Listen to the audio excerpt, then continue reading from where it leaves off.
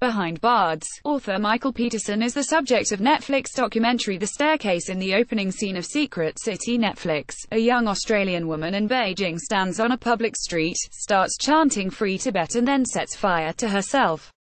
Meanwhile, in Canberra, a young man who's fleeing his pursuers jumps off a bridge and is found the next morning with his stomach gutted. What's going on? Enter intrepid investigative reporter Harriet Anatov, who's intent on finding out and who witheringly turns down a soft assignment by informing her editor that human interest journalism is for journos interested in humans. I do politics. Pausing only to have commitment-free with a long-haired lefty of her acquaintance, SHES, soon immersing herself in a world of slimy politicians, corrupt officials, transgender spies and secret schemers who are out to make America and Australia's fraught relationship with China even more perilous. In other words, I haven't a clue what's going on, though it's all sleekly filmed and persuasively acted by Tov and a cast many of whom will be familiar to connoisseurs of Aussie cinema and television. Personally, I thought the first episode a bit far-fetched, though for outlandishness these days fiction has increasingly become no match for truth, whatever that might be, and the most riveting programs I watched this week were in the form of 2 documentary series. I came late to The Staircase, Netflix, and then found it so riveting that I binge-watched 9 of its 13 episodes. This tells a story that begins by seeming simple and then becomes anything but. In the winter of 2001, journalist and author Michael Peterson phones the local emergency services to say that his wife Kathleen has fallen down the stairs of their plush North Carolina home, but HES soon charged with her murder.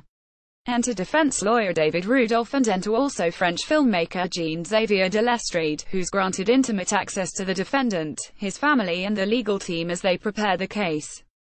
But Peterson, an affable father to whom his sons and 2 adopted daughters are devoted, is revealed to have had a dark UAL history, and questions are also raised about the mother of his adopted daughters, who had been found dead 20 years earlier at the bottom of a staircase in Germany, where Peterson and his family had then lived.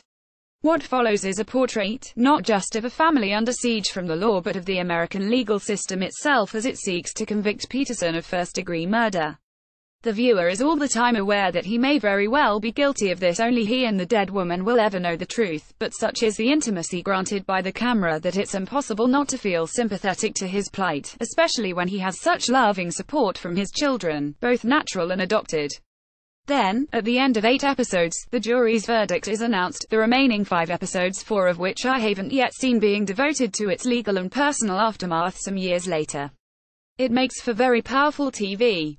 I can't quite say the same for reporting Trump's first year, The Fourth Estate, which concluded its 4 parts on RTE1 this week but has only just begun on BBC Two.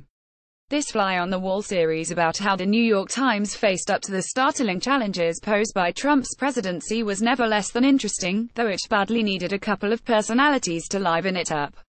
Yes, I know that real-life journalists aren't as charismatic as Robert Redford and Dustin Hoffman in All the President's Men, but most of the people we met here were as doggedly earnest and, let's be honest, dull as the esteemed newspaper that employs them.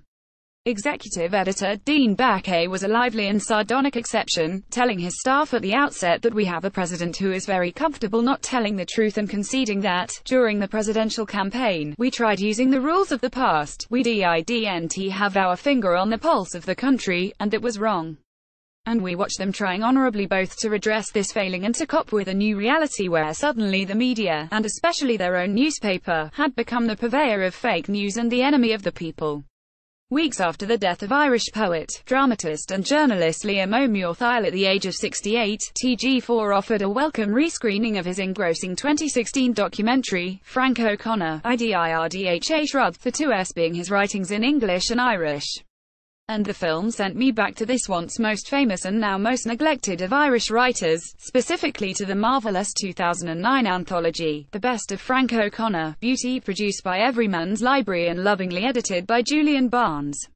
Just as absorbing was The Many Primes of Muriel Spark BBC4, presented by Kirsty Walk to mark the centenary of the birth of this quirkiest of novelists.